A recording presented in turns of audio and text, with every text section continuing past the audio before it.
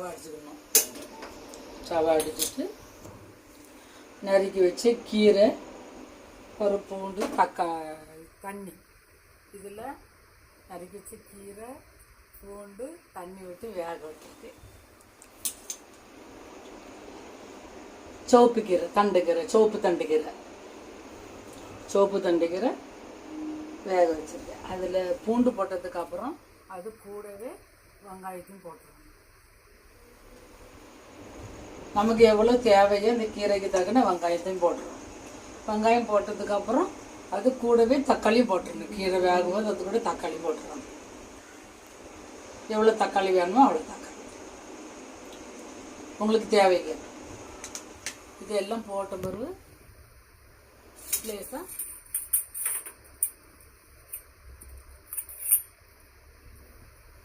கீரையை கொஞ்சம் மேலே கீழே இப்படி கிளறி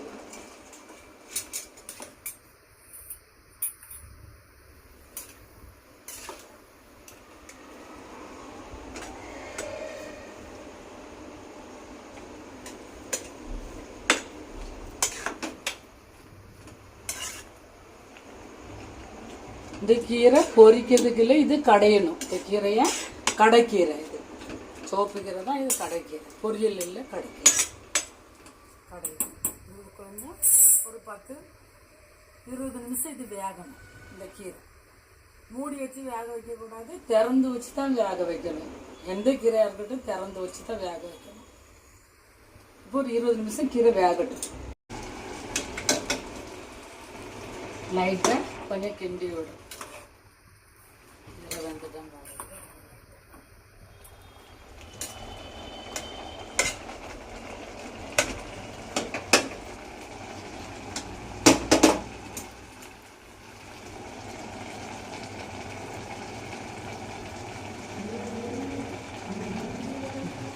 கீரை நல்லா வெந்துட்டு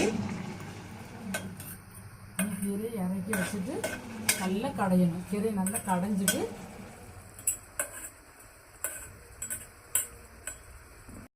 கீரை நல்லா வெந்துட்டு, கீரை நல்லா வெந்ததுக்கப்புறம் இந்த மத்து வச்சு நல்ல கீரை நல்லா கடையணும். இப்படி நல்லா லைட்டாக இப்படி கடையணும். அப்போதான் சோறில் சாப்பிட்றதுக்கு நம்மளுக்கு நல்லா இருக்கும்.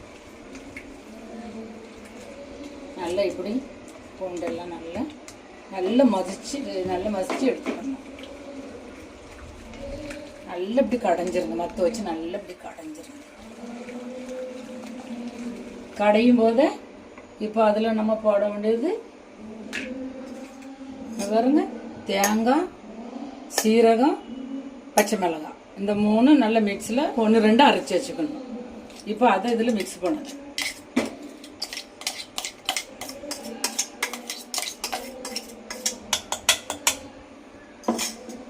அதோடு சேர்ந்து கொஞ்சோண்டு மஞ்சப்பொடி,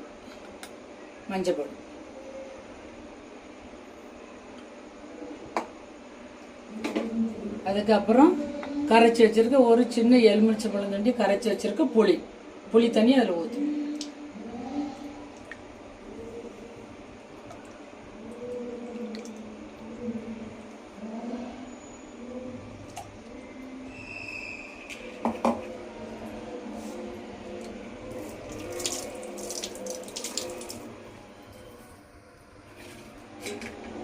புளி தண்ணி, தேங்காய், மஞ்சள் எல்லாம் போட்டாச்சு. போட்டதுக்கப்புறம் மறுபடியும் கொஞ்சம் இது எப்படி நல்லா கடைஞ்சி எல்லாம் மிக்ஸ் ஆகும்.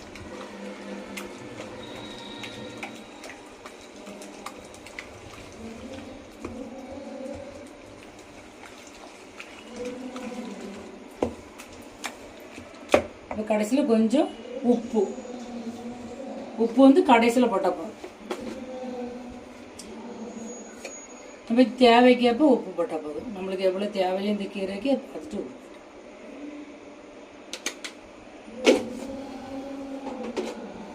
அப்புறம் நல்லா இன்னும் கொஞ்சம் மிக்ஸ் பண்ணலாம். இந்த மத்து வச்சு கடைஞ்சா நல்லா இருக்கும்.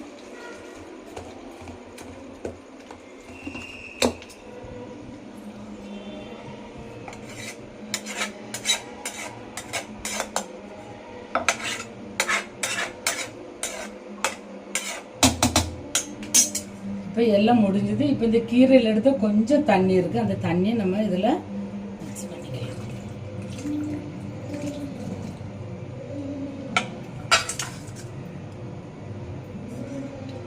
மிக்ஸி பண்ணி முடிஞ்சதுக்கப்புறம் இது நல்லா கரண்டியை வச்சு நல்லா மிக்ஸ் பண்ணி பாருங்கள். இப்போ என்ன அழகாக இருக்குன்னு சோறு கூட நல்லா சாப்பிடலாம். சோறு, சப்பாத்தி எது வேணாலும் உங்கள் விருப்பத்துக்கு நீங்கள் எதுனாலும் சாப்பிட்டுக்கலாம்.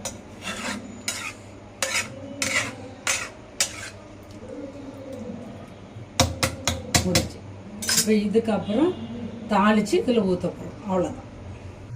இப்போ ஸ்டவ் ஸ்டார்ட் பண்ணிவிட்டு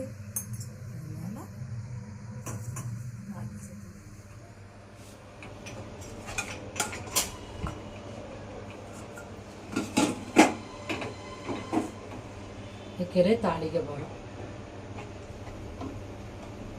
ஃபஸ்ட்டில் எண்ணெய் விட்டுக்காங்க. எவ்வளோ உங்களுக்கு தேவைக்கேற்ப எண்ணெய் விட்டுக்காங்க.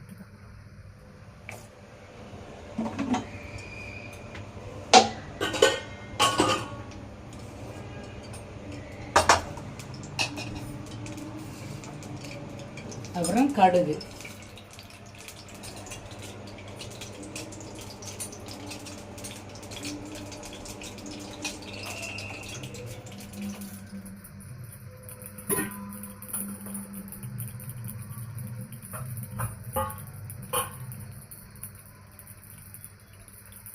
கடுகு நல்லா பொரியட்டும்.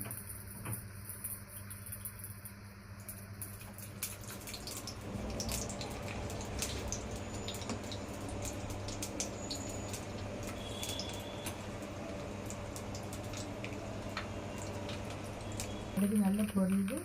அந்த நேரத்தில் கொஞ்சோண்டு வெங்காயம்,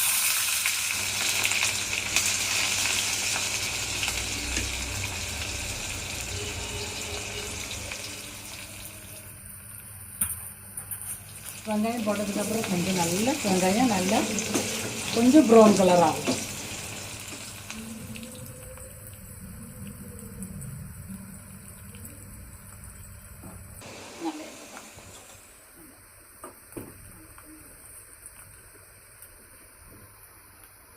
அந்த சமயத்தில் கொஞ்சம் காயப்பொடி,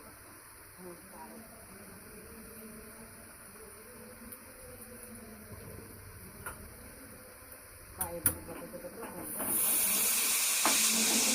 நல்லா தாளிப்பது நல்ல ப்ரௌன் கலராக வரும். இந்த கலருக்கு வரும். இதில் எடுத்து இதில் ஊற்றி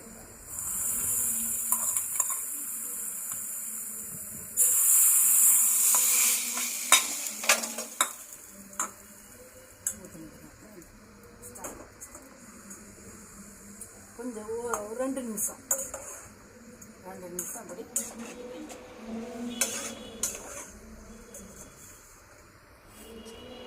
2 நிமிஷம் நல்லா இப்படி தாளிப்பு கொடுத்த பிறகு 2 நிமிஷம் இப்படி கிண்டி விடுங்க. ஏன்னா தேங்காயெல்லாம் போட்டிருக்குல்ல, அதனால கொஞ்சம் ஒரு 2 நிமிஷம் இருக்கட்டும்.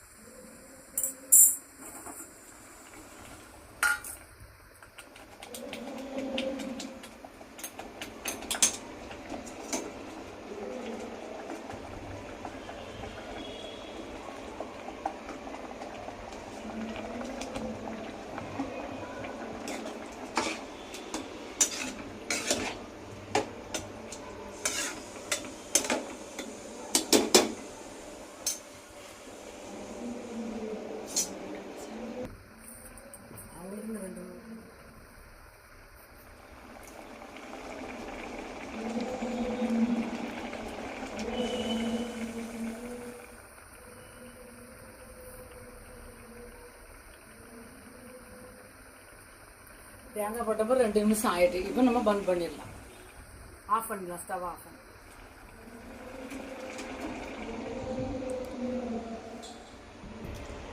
அப்புறம் எல்லாம் முடிஞ்சதுக்கு அப்புறம் இங்கே பாருங்க, கீரை கடைசல் இப்படி தான் பண்ணணும். சோப்பு கீரை கடைசல் பாருங்க அழகா. கீரை கடைசலை நீங்கள் மண் சட்டியில் களைஞ்சி வச்சிங்கன்னா 2 நாளில் 3 நாளில் நீங்கள் சூடு பண்ணி சாப்பிட்டாலும் கூட, ஆனால் கீரை அதிகமாக சூடு பண்ணக்கூடாது. மண் சட்டியில் வச்சு நீங்கள் சாப்பிட்லாம். ரொம்ப நல்லா இருக்கும். இன்றைக்கி சாப்பிட்றது நாளைக்கு சாப்பிட்றது ரொம்ப டேஸ்ட்டாக இருக்கும். சரியா? நெக்ஸ்ட்டு சமையலில் இதே மாதிரி ஒரு ரெசிபியோடு நான் உங்களை சந்திக்கிறேன்.